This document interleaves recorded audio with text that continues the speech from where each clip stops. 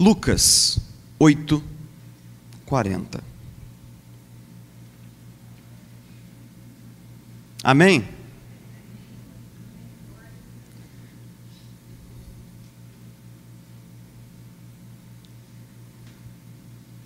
Se fosse lá em Minas, eu ouviria um monte de misericórdia, pastor. Vamos lá? Quando Jesus voltou, uma multidão o recebeu com alegria, pois todos o esperavam. Então um homem chamado Jairo, dirigente da sinagoga, veio e prostrou-se aos pés de Jesus, implorando-lhe que fosse à sua casa, porque sua única filha, de cerca de 12 anos, estava à morte. Estando Jesus a caminho, a multidão o comprimia, e estava ali certa mulher que havia 12 anos vinha sofrendo de hemorragia, e gastara tudo o que tinha com os médicos, mas ninguém pudera curá-la. Ela chegou por trás dele, tocou na borda de seu manto, e imediatamente cessou sua hemorragia. Quem tocou em mim? Perguntou Jesus. Como todos negassem, Pedro disse: Mestre, a multidão se aglomera e te comprime. Mas Jesus disse: alguém tocou em mim, eu sei que de mim saiu o poder. Então a mulher, vendo que não conseguiria passar despercebida, veio tremendo e prostrou-se aos seus pés. Na presença de todo o povo, contou porque tinha tocado nele e como fora instantaneamente curada. Então ele lhe disse: filha, a sua fé a curou, vá em paz. Enquanto Jesus ainda estava falando, chegou alguém da casa de Jairo, o dirigente da sinagoga, e disse: sua filha morreu, não incomode mais o mestre. Ouvindo isso, Jesus disse a Jairo, vamos ler todos juntos?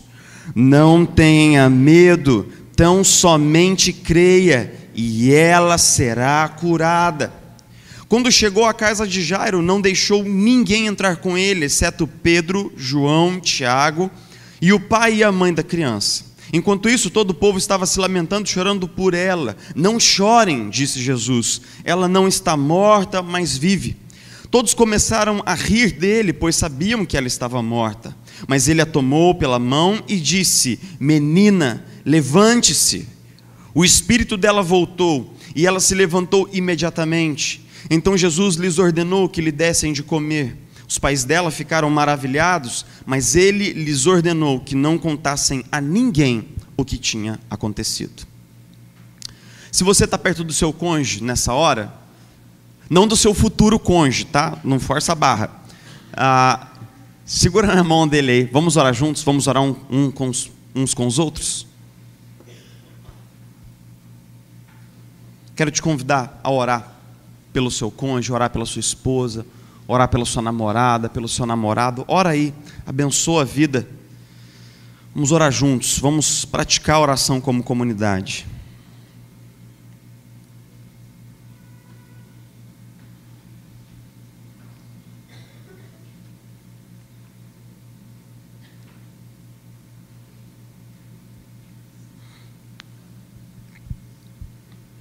Senhor Jesus, a gente se reúne aqui hoje sob a liderança da Tua Palavra e sob a orientação do Teu Espírito Santo, para que de novo nós possamos ser edificados, construídos, exortados pela Tua Palavra.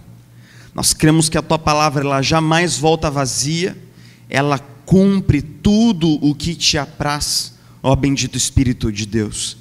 E que o Senhor mesmo, o Espírito de Deus, que é o verdadeiro mestre da Sagrada Escritura, que é o verdadeiro professor da Sagrada Escritura, que o Senhor fale ao nosso coração, que o Senhor fragilize as nossas defesas, que o Senhor desmonte as nossas justificativas, e que todas as desculpas que a gente possa ainda reter por acaso, a Tua ação poderosa em nós, possa convergir em glória para o Teu nome, em rendição ao Evangelho e em louvor à Tua santa e bendita presença.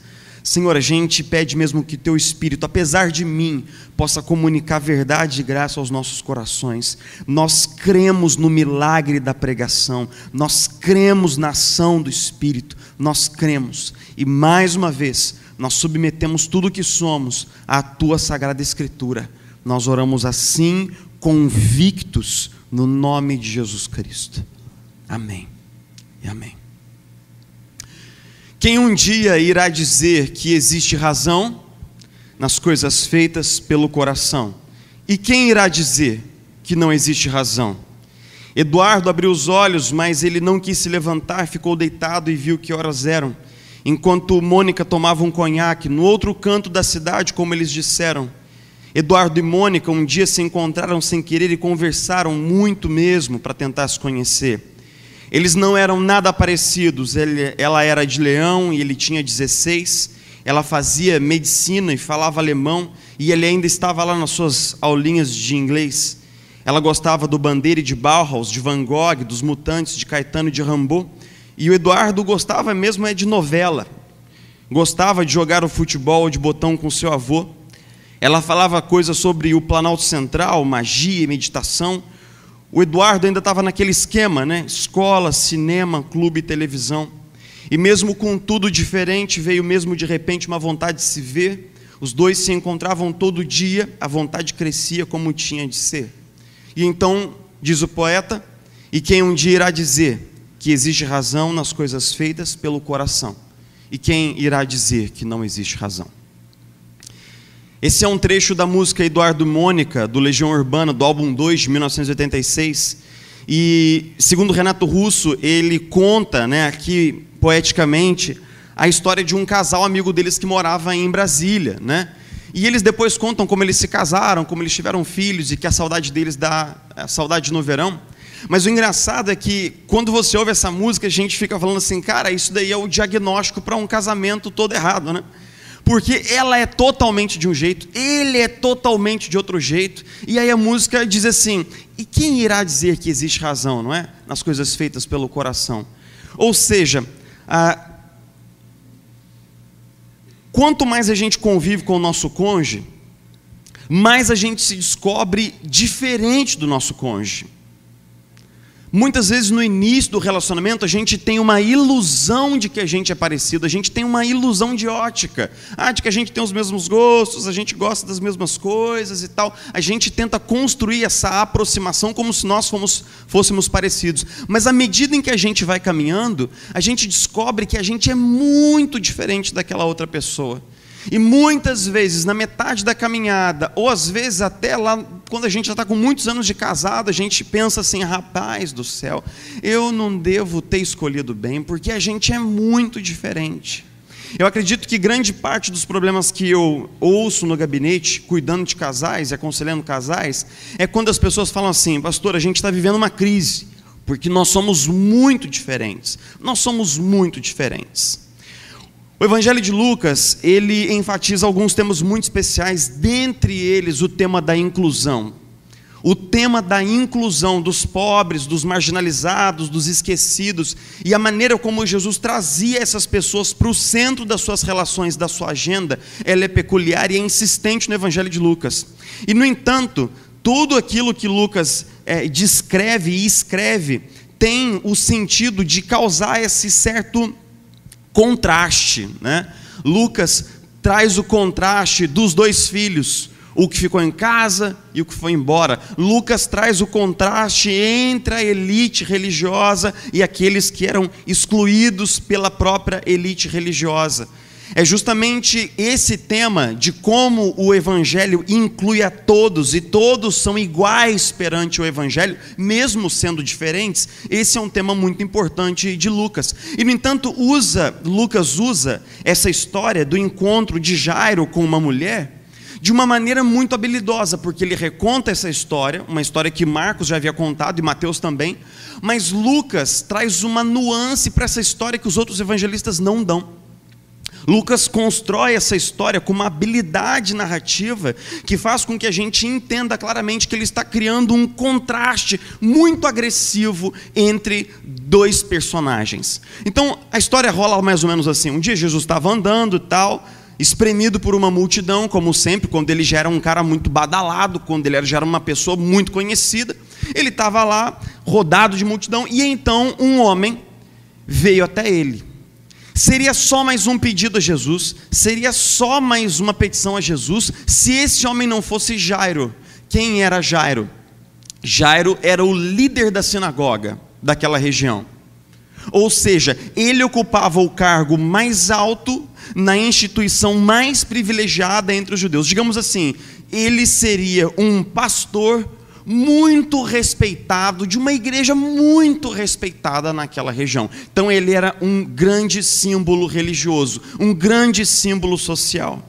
Só que ele chega para Jesus e fala assim: olha, eu tenho uma menina, uma filha única de 12 anos, que está muito doente, o senhor pode ir lá na minha casa fazer uma oração lá? Jesus fala assim: tranquilo, vamos lá fazer uma oração lá, colocar as mãos sobre ela. E aí Lucas diz assim: então aproxima-se de Jesus furtivamente, a gente daqui a pouco vai descobrir por quê, furtivamente, escondidinha no meio da multidão, vestindo provavelmente um manto, se ocultando e tal. Aquela mulher vem e toca por trás de Jesus. Note que Lucas constrói a história de um homem que era chefe da sinagoga, tinha uma filha de 12 anos, era homem, era o líder religioso daquele povo. Ele então conta a história de uma mulher que havia 12 anos tinha uma enfermidade, que essa enfermidade a tornava cerimonialmente impura, ou seja, ela não podia estar no meio daquelas pessoas, porque todo mundo que tocasse nela ficaria impuro por 7 dias, teria que fazer um ritual de purificação no templo, ou seja, ela era proibida de entrar, de pensar em entrar na sinagoga, ela era proibida de entrar no templo, ela não era religiosamente pura. Então você tem um contraste, ele homem, líder religioso, importante, ela anônima, mulher. Você pode notar que o nome de Jairo a gente sabe, né? E o nome dela a gente não sabe.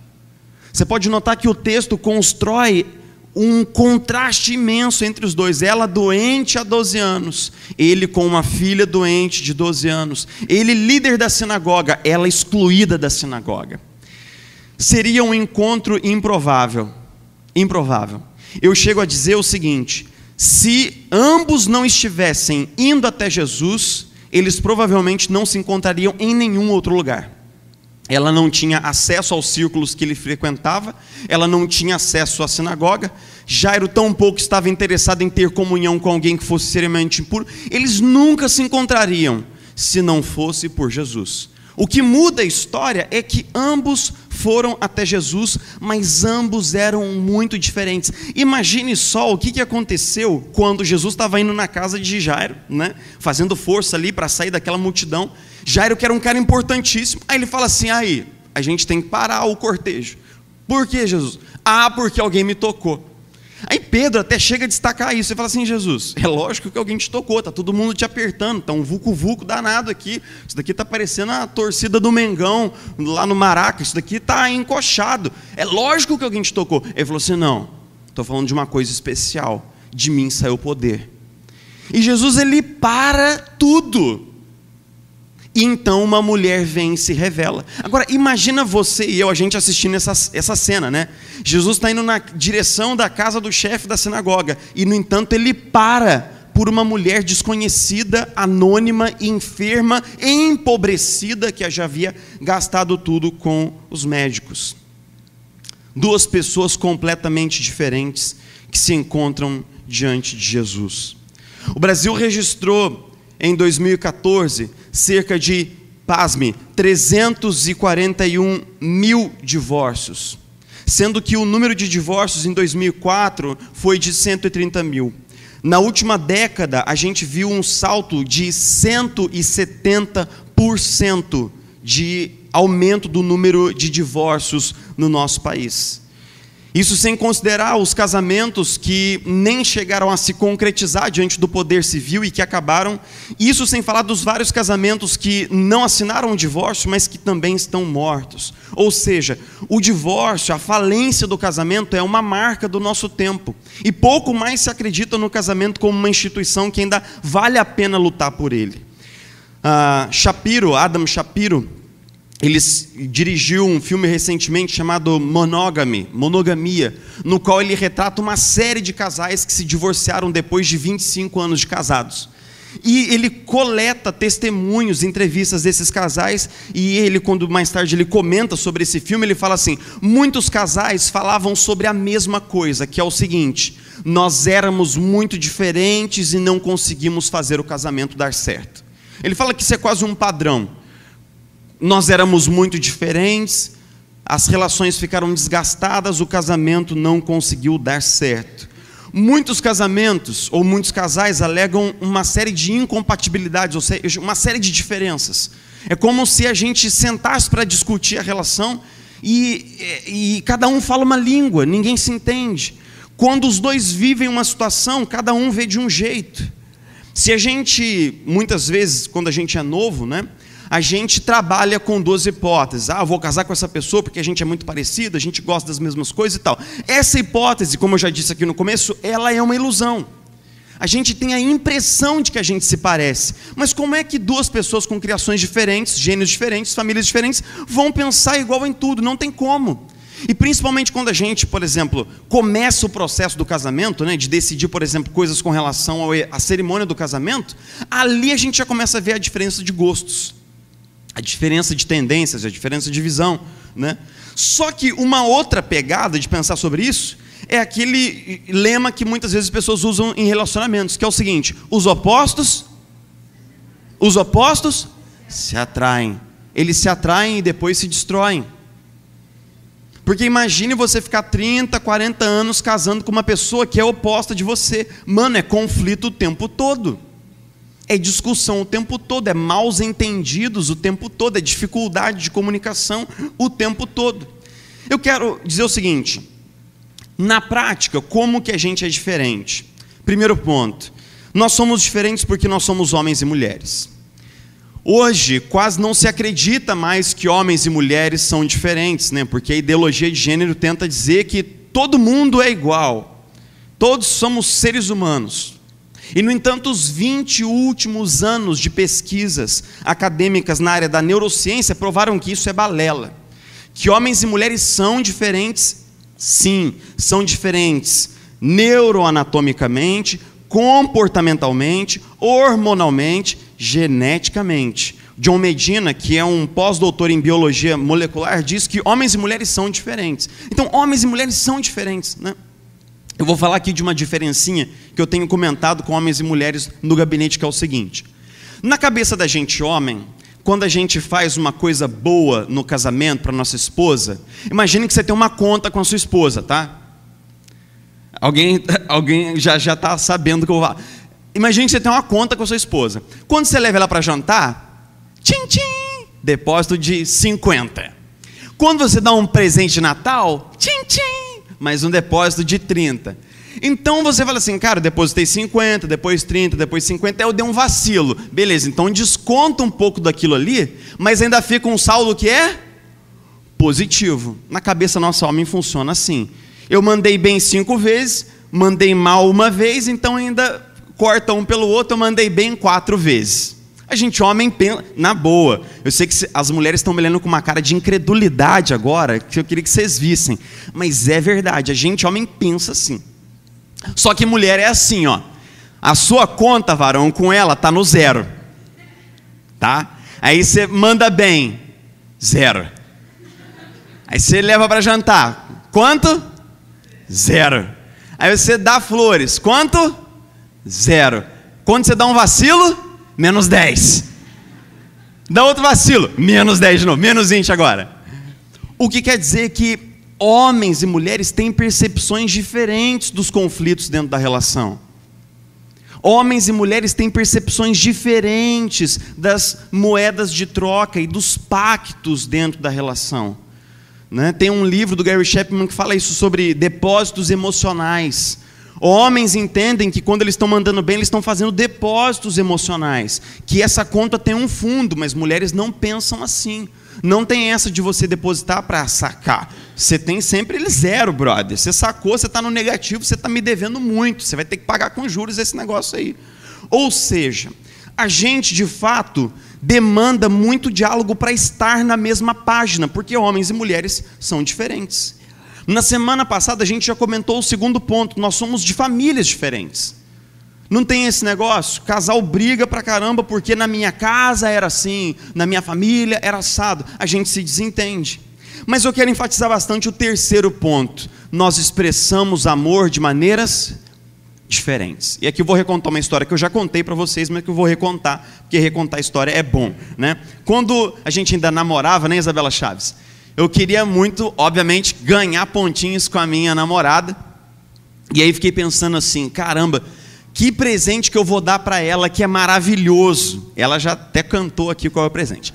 Que presente que eu vou dar para ela que é maravilhoso. Aí eu fiquei pensando, né, gastei muito tempo. E aí, né, tal, fui lá, achei o presente na internet, veio, eu embalei e tal, não sei o quê. Aí no dia dos namorados eu fui para casa dela. Meu irmão, mas eu tava assim, confiante 100%, tá ligado? Eu tava pronto para ver ela cair em lágrimas. É sério. Eu falei, nossa, hoje eu vou fazer essa mina chorar, mano. Chorar, você vai ver. Hoje ela me pede em casamento.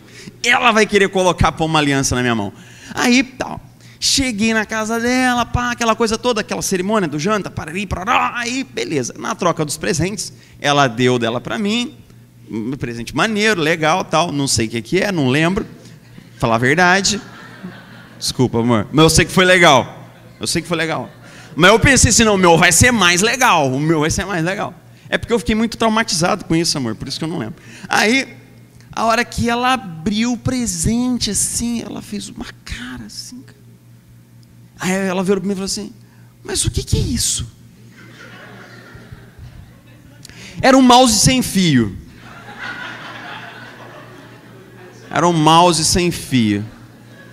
Da Microsoft, maneiraço, tal. Chico tava detonando, Chico tava abalando, né? Mano, só no processo de explicar o que era e para que servia, eu já vi que eu tinha mandado mal. Mas é sem fio? Mas como é que fala com o computador se é sem fio e tal, e tem pilha, não sei o quê? Mano, só no processo de explicar, eu já fui vendo qual é a mancada que eu dei. Qual é a mancada? Às vezes a gente ama do jeito que a gente gostaria de ser amado, mas nem sempre esse amor que eu dou, ele bate no coração do outro como ele precisa. Por exemplo, a gente homem, né? A gente é muito prático. Então eu imagino que quando eu recebo a minha esposa com a louça lavada, com a casa varrida, com a roupa lavada, ela vai achar glorioso. Mas, meu irmão e minha irmã, as necessidades da mulher são diferentes. Para muitas mulheres, ouvir um eu te amo do marido, receber um presente, receber um afago, um carinho, vai dizer muito mais coisa do que tudo isso que eu disse aqui. Ou seja, a gente tem que descobrir que linguagem de amor o outro fala e praticar essa linguagem. Pode ser que para muitos maridos aqui, as linguagens de amor que suas esposas falem não sejam muito fluentes para nós, né? Tem marido que tem muita dificuldade de elogiar, de apreciar, de afirmar a sua esposa, de tocar a sua esposa, de ser atencioso. Mas, às vezes, quando a relação está assim, confusa, vale a pena até perguntar mesmo. Olha só, eu te amo, cara. Eu te amo. Você é o sol da minha noite enluarada. Como eu já disse para minha esposa uma vez, né? Ela falou assim, mas não está noite? Como é que tem sol da noite enluarada? Né? Ou seja, você é realmente a pessoa que eu amo. Só que, como é que eu posso demonstrar isso para você de uma maneira que você possa entender? Na verdade, nós somos tão diferentes, que a nossa grande tentação é tratar as nossas diferenças de maneira equivocada. Quais são elas? Ser diferente é ruim. Se você pensa diferente de mim, você obviamente está errado, porque eu estou certo. Você é diferente, mas eu vou mudar você para que você seja melhor, para que você seja igual a mim, pense como eu. Eu sou diferente de você porque sou melhor.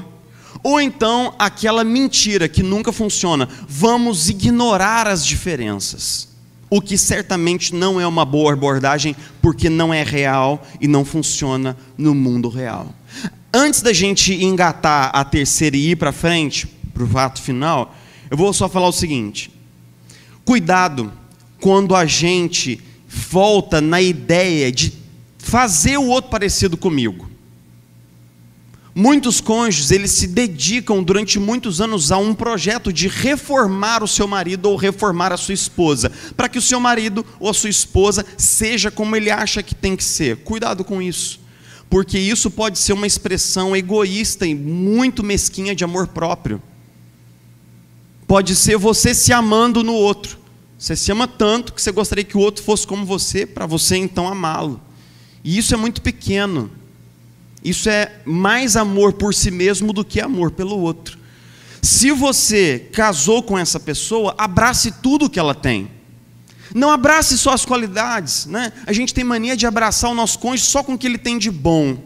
Como se a gente quisesse extirpar, ou excomungar, ou expulsar o que ele tem de ruim. Não. Quando você casou com essa pessoa, você casou com ela inteira. Então abraça tudo. Abraça tudo que ela tem, porque com certeza o seu marido não tem só defeitos, ele tem virtudes também. Com certeza a sua esposa não tem só virtudes, ela tem defeitos também. Então abraça isso daí tudo, abraça o que é diferente. Jairo e aquela mulher eram muito diferentes mesmo, mas havia sabedoria na economia de Deus. Vamos nos perguntar um pouco por que essas duas pessoas se encontraram nesse momento tão crítico. O texto diz o seguinte: Jesus estava indo numa comitiva para a casa de Jairo, um homem muito importante, muito religioso, muito pomposo. Então Jesus parou tudo para ouvir aquela mulher. Você nota? Você nota que como diante dos olhos de Jesus não há melhor, não há pior, todos são iguais. Imagine que mensagem poderosa Jesus enviou ao coração daquela mulher, quando parou a comitiva que estava indo a caminho de Jairo, para dar atenção a ela, e ele disse a ela o que no final, ela conta a sua história, e ele diz assim, chama ela de filha, a tua fé te salvou, vai em paz. Note que Jairo estava vindo rogar pela sua filha, mas Jesus afirmou que aquela mulher era a filha dele, como se Jesus dissesse para aquela mulher: mulher, deixa eu te dizer uma coisa, assim como esse homem ama a filha dele, eu amo você como filha. O mesmo amor que ele tem pela filha dele, pela filha única dele, eu tenho por você como minha filha. Note que essa declaração de amor deve ter entrado profundo no coração daquela mulher e trazido uma cura que ia além do corpo, chegava na alma dela, porque muitas vezes ela foi escorraçada, muitas vezes ela foi jogada para fora, ela foi rejeitada porque ela era impura, mas para Jesus ele a afirma como filha: filha, tua fé te salvou. Só que enquanto ele estava fazendo uma afirmação tão grandiosa para aquela mulher, diante de Jairo, chegou uma notícia para Jairo. Que notícia? Jairo, não incomode mais o mestre, porque a sua filha acabou de morrer. Só que Jesus dispara uma palavra para o coração de Jairo nesse contexto. Você se lembra qual é? Não tenha medo, creia somente. Mano, como é que esse cara creu ao receber a notícia da morte da filha? Ele creu porque ele tinha visto alguns segundos atrás Jesus curar uma mulher sem nem ter consciência disso. Ela tocou furtivamente na orla do manto dele e foi curada no ato de tocar em Jesus. Jesus não parou e curou aquela mulher. Ela foi curada pelo poder que de fato estava na vida de Jesus. Ele viu aquele milagre e creu. Ele chegou em casa e Jesus ressuscitou sua filha. Irmãos, esse encontro entre essas duas pessoas era um encontro improvável, era um encontro inimaginável, mas ambos estavam na presença de Jesus e eles se abençoaram reciprocamente. Um acabou abençoando a vida do outro. Havia uma sabedoria. No Evangelho, nossas diferenças deixam de ser uma ameaça ou uma afronta para se tornar uma fonte de cura, de aprendizado, de crescimento e de transformação. Eu quero partir para o final dizendo o seguinte: para alguns irmãos solteiros da nossa comunidade, eu tenho dito com toda a fé e com toda honestidade: para cada panela Deus tem uma tampa. Fica tranquilo, Para cada panela Deus tem uma tampa. Nós cristãos oramos sim, para que Deus nos dê discernimento no namoro. Nós cristãos oramos sim para que Deus envie uma pessoa dele para nós, porque o casamento, depois de seguir a Cristo, é a decisão mais importante, mais crucial e mais profunda que você tomará na vida. O casamento é tudo, é bênção, é alegria, é cumplicidade, é romance. Tem uma coisa só que o casamento não é: brincadeira. Isso o casamento não é. Casamento é um compromisso sério, e é uma escola de espiritualidade muito, muito profunda, porque no casamento, ou nós aprendemos a viver conforme o Evangelho, ou o casamento se torna uma sombra patética do que ele deveria ser. Porque não existe mais independência, só existe agora a interdependência. Para cada panela, Deus tem uma tampa. Agora você imagina se você tem na sua cozinha 10 tampas e nenhuma panela. Para que isso serve? Ou 10 panelas sem nenhuma tampa. Para que isso serve? Para a gente se completar, nós temos que necessariamente ser o quê? Diferentes. Não foi assim que Deus no princípio criou homem e mulher? Seres que são complementares. Mas por que é que nós somos complementares? Porque nós somos diferentes. Deus nos criou diferentes para que nós pudéssemos completar uns aos outros. A grande questão é que o pecado entrou e bagunçou esse negócio, porque nós, seres humanos pecaminosos, nós achamos que tudo que é diferente de mim é errado, e esse é um equívoco muito grande. Nós temos que aprender com a humildade que o Evangelho nos dá. O Evangelho nos quebranta porque diz a cada um de nós que nós somos tão pecadores que nós não poderíamos ser salvos se não fosse pelo Evangelho. Ou seja, eu não sou a bala que matou o Kennedy. Eu não sou o padrão do que é certo, do que é errado no mundo. Eu não sou o modelo, ninguém é. Se a minha esposa é diferente de mim, é provavelmente porque ela está vendo coisas que eu não vejo, ela teve experiências que eu não tenho. Como é que a gente pode, de fato, tornar as nossas diferenças complementares? Em primeiro lugar, nos complementar uns aos outros como homem e como mulher. Eu tenho conversado isso daqui com alguns amigos, né, que é o seguinte: eu confio muito no feedback da minha esposa. Por exemplo, algumas vezes, né, eu estou aqui com a comunidade, faço uma reflexão aqui com vocês e tal. Eu chego em casa e pergunto para ela o que ela achou, como foi.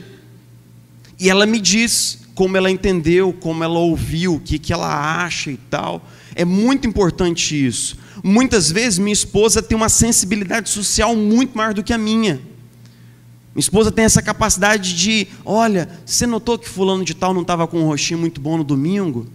O que você acha de dar uma ligada para ele? Você notou que no domingo tal pessoa estava com um olhar meio triste. Então eu confio na minha esposa para me completar nesse aspecto, porque isso me falta.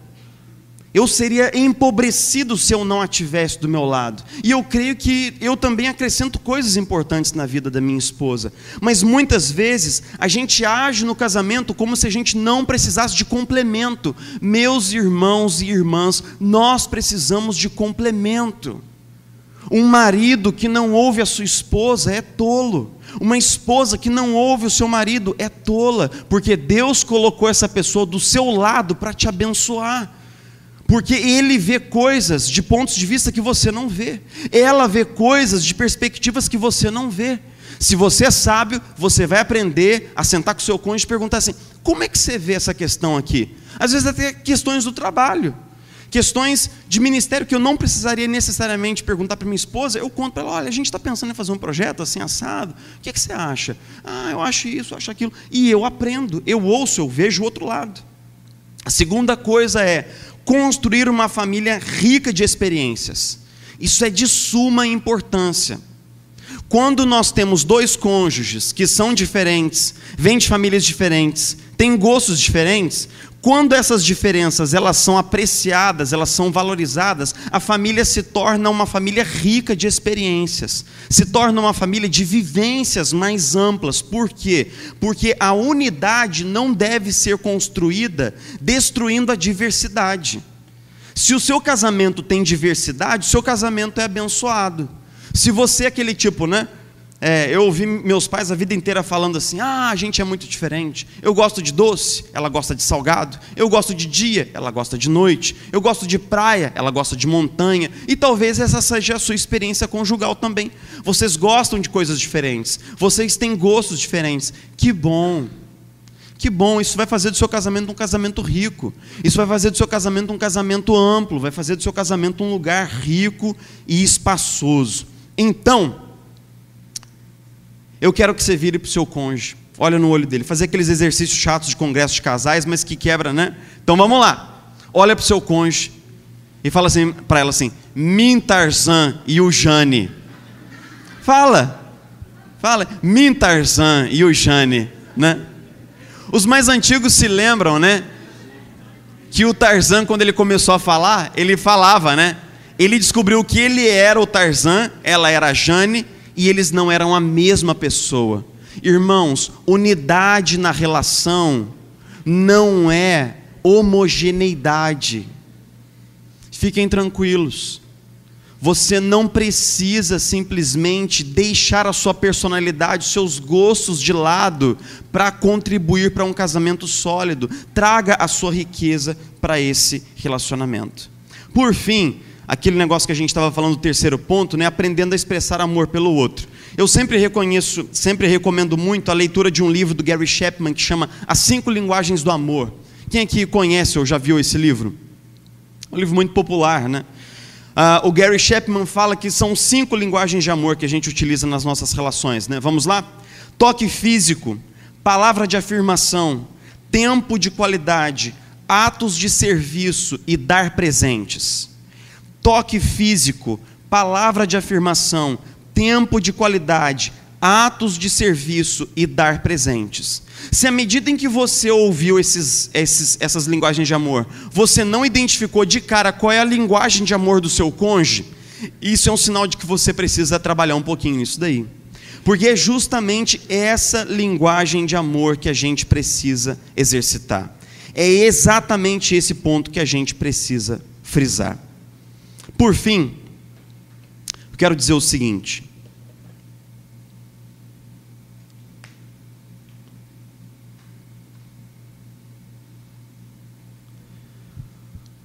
a nossa geração, ela é uma geração que repete cada vez mais: o nosso relacionamento não deu certo, porque a gente era muito diferente. Irmãos, a gente tem que deixar essa desculpa aí embora. Diferente você será de qualquer pessoa na face da terra com quem você se casar. Essa semelhança, essa proximidade, ela não existe. Você sabe que você é diferente do seu cônjuge porque é com ele que você está casado. Se você se casasse com outra pessoa, você ia achar-se muito diferente dessa pessoa também. Os problemas dos nossos casamentos não é porque nós somos diferentes. É porque nós queremos nos impor sobre o outro. É porque nós não queremos dar espaço para o outro. É porque nós acreditamos mesmo que no casamento 2 pessoas se tornam um. Só resta saber quem será. O casamento, meus irmãos, é um espaço de aprendizado mútuo. É um lugar em que a gente aprende de fato a conviver com o diferente. Nós não vamos conseguir ser bênção na nossa sociedade, nós não vamos conseguir viver o Evangelho na nossa comunidade, se nós não conseguirmos aplicar a humildade do casamento em primeiro lugar dentro do nosso casamento. Irmãos, que Deus possa nos ajudar para que nossos casamentos sejam ricos, para que as nossas diferenças não nos separem, para que, mesmo sendo diferentes, nós possamos construir uma relação rica, saudável, amorosa e, sobretudo, calcada na humildade que o Evangelho dá. Eu quero orar com você junto com o seu cônjuge. Vamos orar juntos?